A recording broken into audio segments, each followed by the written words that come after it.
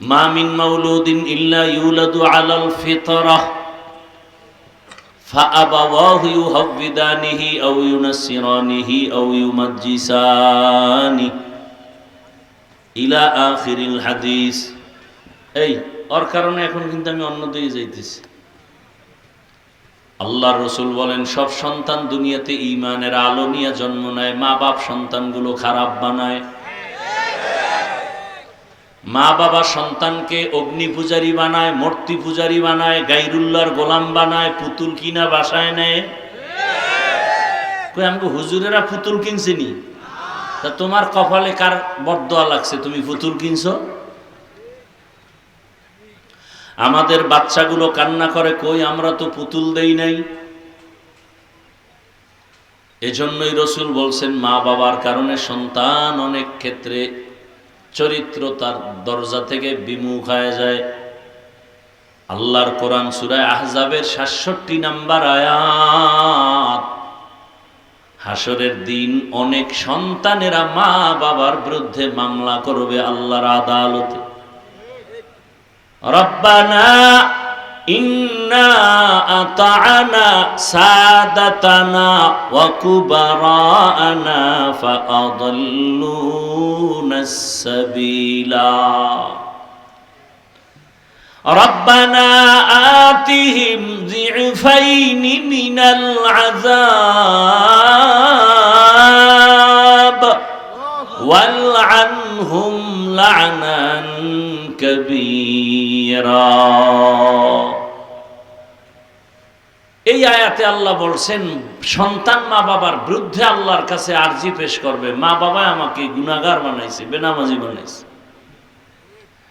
আমার মা বাবা আমাকে নামাজের দাওয়াত দেয় নাই, তেলাওয়াত শিখায় নাই, জুমায় নাই, আলেম ওলামাদের থেকে দোয়া নেওয়ার কোনো কথা বলে নাই, কোরআন তেলাওয়াত শিখায় নাই। এই জন্য আমি মাঝে মাঝে বলি, বহু বুজুর্গ ফাগরিওয়ালা গুনাহ করে নাই কিন্তু সন্তানের অপরাধের কারণে কিয়ামতের ময়দানে জাহান্নামে যাবে। আল্লাহ হেদায়েত দান করুন। তো মানুষ হলো সৃষ্টির শ্রেষ্ঠ। মানুষ তো সবার থেকেই উপরের মর্যাদায় আছে। কিন্তু নবী কি বললেন? মানুষের মর্যাদা বাড়ায় দিবেন যদি বান্দা হারাম থেকে নিজেরে দূরে রাখো, বাঁচাও। মানুষের কাছে মর্যাদা বাড়বে। আরে মানুষ তো এমনিই সবার উপরে মর্যাদা। বলে বাড়বে কেমনে? কয় বাড়বে তো আলাল ইনফেরাত। দুনিয়ার সব মানুষ সৃষ্টি জগতের মধ্যে শ্রেষ্ঠ, তবে আবার এই মানুষের মধ্যে ঈমানওয়ালারা আরো শ্রেষ্ঠ। আবার এই ঈমানওয়ালাদের ভেতরে আমলওয়ালারা আরো শ্রেষ্ঠ। ঈমান ও আমলওয়ালাদের ভেতরে সর্বোচ্চ মর্যাদায় আম্বিয়ায়ে কেরাম, নবী রাসূলগণ। আর সব নবী রাসূলদের মধ্যে একমাত্র শ্রেষ্ঠ রাহমাতুল লিল আলামিন। তো ফলাফল কি দাঁড়াইলো? দুনিয়ার সমস্ত মাখলুকাতের মধ্যে মানুষ শ্রেষ্ঠ, মানুষের মধ্যে ঈমানওয়ালারা শ্রেষ্ঠ, ঈমানওয়ালাদের ভেতরে আমলওয়ালারা শ্রেষ্ঠ, আমলওয়ালাদের মধ্যে আম্বিয়ায়ে কেরাম শ্রেষ্ঠ, সমস্ত নবী রাসূলের মধ্যে রাহমাতুল লিল আলামিন শ্রেষ্ঠ। ফলাফল কি আসলো? বলে টোটাল মাখলুকাতের মধ্যে আমার রাসূল শ্রেষ্ঠ। সারা দুনিয়ার মাখলুকাতের মধ্যে মানুষ শ্রেষ্ঠ, মানুষের মধ্যে ঈমানওয়ালারা শ্রেষ্ঠ, আবার ঈমানওয়ালাদের মধ্যে আমলওয়ালারা শ্রেষ্ঠ। আমলওয়ালাদের ভেতরে মুসা নবীর উম্মত, ঈসা নবীর উম্মত, ইব্রাহিমের উম্মত, নূহ নবীর উম্মত, সব উম্মতের মধ্যে রহমতের নবীর উম্মত আমরা শ্রেষ্ঠ। এত শ্রেষ্ঠ। এইবার কয় বান্দা তুই আল্লাহর মোহাব্বত নিয়ে গুনাহ ছাড়, বিনয়ী হইয়া চল। এখন তোমাকে ভালোবাসার মানুষ কতজন? বলে তোমার ফলোয়ার আছে 500। কয় দেখবা আরো তুমি গুনাহ ছাড়ো, বিনয়ী হও, দেখবা হাজার হাজার মানুষ তোমাকে সম্মান করে। আরো বিনয় হয় গুনাহ ছাড়ো, দেখবা গোটা দেশের মানুষ তোমাকে সম্মান করে। আরো গুনাহ ছাড়ো, বিনয়ী হও, দেখবা এখন তোমাকে শুধু মুমিনরা সম্মান করে, এক সময় দেখবা বিধর্মীরাও তোমাকে শ্রদ্ধার নজরে দেখে। আরো বিনয়ী হও, গুনাহ ছাড়ো, দেখবা এখন শুধু মানুষ না, এখন তোমাকে ভিন্ন প্রাণীরাও সম্মান করে। ওই মর্যাদাওয়ালা জমিনে ছিলেন, বাঘ সম্মান করে, সাপ সম্মান করে, এমন মানুষ নাই? খাকো বাদ আব আতিশ বন্দা বামানে তু মুর্দা বাহক জিন্দা মান তাওয়াজা লিল্লাহ রাফাআহুল্লাহ। যে আল্লাহর জন্য নিজের ছোট বানায় চলবেন, আল্লাহ তার মর্যাদা বাড়ায় দিবেন। নিজেকে যদি বড় বানাতে চাও হে মুমিন, বড়দের কদমে নিজেকে করে দাও বিলীন। জিন্দেগি মে বন্দগি তু করনা হে, जिंदगी में बंदगी तू करना है, जिंदगी बे बंदगी शर्मिंदा है, जिंदगी बे बंदगी शर्मिंदा है। भाईरा আমার হাদিসের উপরে 2-4 মিনিট যা বললাম আর সময় নাই, আপনাদেরও ধৈর্য নাই। আমি না টের পাই কদ্দুর আছে। ওই যে জোতা টোতা গুছায় আস্তে আস্তে যা ভাগতে আছে, কার জোতা নিয়ে যায় খেয়াল রাখেন। কপাল বড় খারাপ। আমি হাফিজুর রহমান কেন? আমার রসুলের থেকে কি আর কেউ আছে নাকি দামি? কত বড় নিকৃষ্ট বেঈমান হলে সেই রসুলকে দেখে, বয়ান শুনে কালেমা পড়ে না। কত বড় বেঈমান! এক নজর দেখলে যেই রসুলকে জাহান্নামের আগুন হারাম। কেমন মায়ার নবী আমার, যে রসুলের এক নজর দেখবে পেটের ক্ষুধা নিবারণ হয়ে যায়। কেমন রহমতের নবী, নবীজির শরীর মোবারকে মশা মাছি পড়ে না, হারাম। রহমতের নবী রাস্তা দিয়ে চলেন, দুপার্শ্বের গাছ নত হয়ে রসুলের সালাম জানে। নবীজি যেখানে কদম রাখেন, ওই মাটির থেকে দীর্ঘ বছর ঘ্রাণ আর মিশকের ঘ্রাণ। নবীজির ঘাম আসতেছে, ঘামের থেকে মিশকের ঘ্রাণ। আম্মা জান আয়েশা রাদিয়াল্লাহু আনহা বলেন, নবীজির ঘাম আমি বোতলে ভরে রাখতাম, আমার আতর হিসাবে ব্যবহার করতাম। সেই নবীকে 13 বছর দেখলো, বয়ান শুনলো, কালেমা পড়ে নাই। এত বড় বেঈমানের নাম জানেননি? এর নাম কফাল। 13 বছর দেখলো, বয়ান শুনলো, কালেমা পড়ে না। আর অন্যদিকে 27 বছরের যুবক তরবারি নিয়ে যায় নবীরে জবাই করবে। কয় বছরের? 27 বছরের যুবক তরবারি নিয়ে দৌড়ায় আমার নবীকে জবাই করবেন। কাছাকাছি গিয়া রহমতের নবীর চেহারা দেখে তরবারি ফালায় কয়, রহমতের নবী আমাকে মাফ করে দেন, আর কালেমার রশি আমার গলায় পড়ায় দেন। রহমতের নবীর হাতের সাথে হাত লাগায় কালেমা পড়ে তরবারি নিয়ে দাঁড়ায় গেল।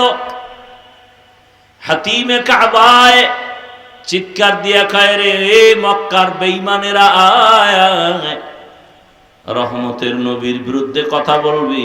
আমি 27 বছরের যুবক ওমরের সামনে দাঁড়া, তরবারি রেডি। যেই ওমরের আমার নবী এমন দোয়া করেছেন,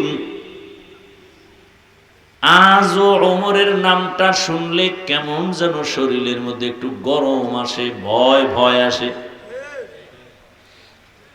কেউ যদি ঘুমের সময় বুকের উপরে শাহাদাত আঙ্গুল দিয়া ওমরের নাম লেখে, আইন মিম রা, আরবিতে নাম লেখা ঘুমায়, ঘুমের মধ্যে কোনো খারাপ স্বপ্ন দেখবে না।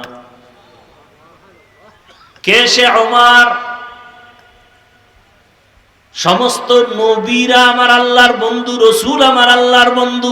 ঈসা নবী আল্লাহর বন্ধু, মুসা নবী আল্লাহর বন্ধু, ইব্রাহিম আল্লাহর বন্ধু, ইউসুফ আল্লাহর বন্ধু, সুলাইমান আল্লাহর বন্ধু, আমগো নবীও। ব্যবধানটা কোথায় জানেননি? সব নবী রসুল আমার আল্লাহ তাআলার আশিক, আর আমার আল্লাহ নিজে হলেন মুহাম্মদের আশিক। ইমামুল আউয়ালিন আল আখিরিন, ইমামুল আউয়ালিন আল আখিরিন, বহরে সদকা রাহমাতাল লিল আলামিন, সাইয়্যিদুল কাউনাইন খাতমুল মুরসালিন, আখিরামত বুদে ফখরুল আউয়ালিন। ওগো নবীর উম্মতেরা,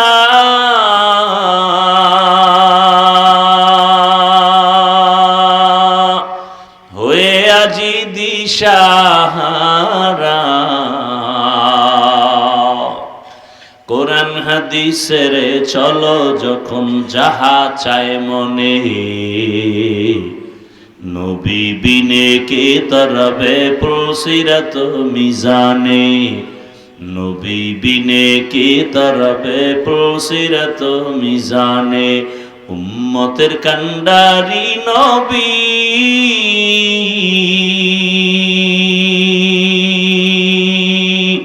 কাঁদছেন উম্মতের লাগি,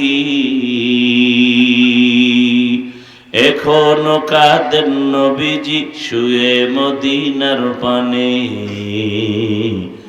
নবী বিনে কে তরাবে পুলসিরাত মিজানে, নবী বিনে কে তরাবে পুলসিরাত মিজান। আপনাদের ঘুম আসতেছে? বাঙালি ঘুমায় রাতে?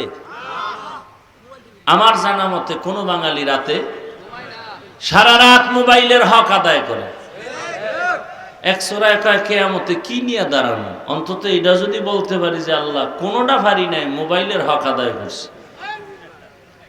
ওই সেদিন এক চোরার ঘরের চোরা ছবি তোলার তো আসে, বাথরুম থেকে বাইরে দেখি মোবাইল ধরে খারাই রয়েছে। কি এখানে কেন কয় ছবি তুলে? আমি ভিতরে আইলি না কেন? একজনে এইভাবে কান্দের উপর হাত দিছে, ছবি তুলবে, বলে হুজুরের দিকে তাকান। আমি বললাম ভাই এমন কেন করেন? না ডোন্ট মাইন্ড, যদি আল্লাহ উসিলে কিয়ামতে আমাকে মাফ করে দেন। সারা দুনিয়ার উলামায়ে কেরাম একমত, সরকারের প্রয়োজন আর শরীয়তের প্রয়োজন ব্যতিরেকে এমনিই ছবি তোলা 1000 কোটি বার হারাম, কবিরা গুনাহ। বসছেন বেহেশতের বাগানে, করতেছেন কবিরা গুনাহ, কেমন সান কপাল লইয়া দুনিয়াতে আইছেন। আমি মরে যাব, আমার এই বলার কণ্ঠ বন্ধ হয়ে যাবে, এভাবে বলনেওয়ালারা চলে যাবে, বলার লোক থাকবে না। যে এত বয়ান শুনছেন সারাদিন, আমার মতো এইরকম কঠিন কথা খুব কম বলেছে। অনেকে বলে যে এই বয়ানের দরকার কি, এগুলি আমরা আমাদের লাইনে চলি, সমস্যা কোথায়? তা তার বয়ানেরও দরকার হয় না। আল্লাহ আমাদের সব ভাইকে মোবাইলের গুনাহ থেকে হেফাজত করেন। অদৃশ্য এক মরণাস্ত্রের নাম মোবাইল, অদৃশ্য এক মরণাস্ত্র, এর নাম মোবাইল। আল্লাহ হেদায়েত দান করুন।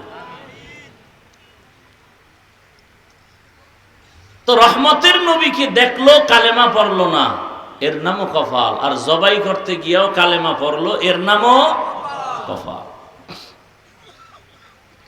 বহুদিন ধরে আওয়াজ নগরকান্দা মাদ্রাসার ময়দানে বয়ান হবে, বয়ান অনেকে শুনছে, আসতে পারে নাই, কপাল।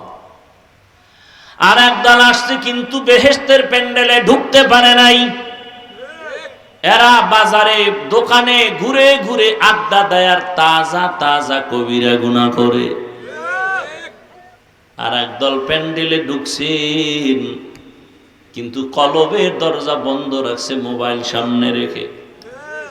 বয়ান সব মোবাইলে ঢুকতেছে, কলবের দরজা বন্ধ। মোনাজাতের পরে মোবাইলটা যদি হারায় যায়, কানবে, বলবে আমও গেল, সালাও গেল। এর নামও কপাল। এখানে আসতেও কপাল লাগে, বসতেও কপাল লাগে, দোয়া করে যেতেও কপাল লাগে। জানি না কোন কপালওয়ালা এখানে বসছেন, আবু জাহালওয়ালা কপাল নাকি ওমর ওয়ালা কপাল জানি না। শেষ পর্যন্ত বুঝা যাবে মোনাজাতে কার কপাল ওমর ওয়ালা কপাল, কার আবু জাহাল ওয়ালা কপাল। তবে দোয়া করি আল্লাহ আমাদের সবাইকে ওমর ওয়ালা কপাল দান করেন। আরো আস্তে করে বলেন আসেন, হাদিস নিয়ে কথা শেষ, এবার আয়াত নিয়ে কথা। وَأَمَّا مَنْ خَافَ مَقَامَ رَبِّهِ وَنَهَى النَّفْسَ عَنِ الْهَوَى فَإِنَّ الْجَنَّةَ هِيَ الْمَأْوَى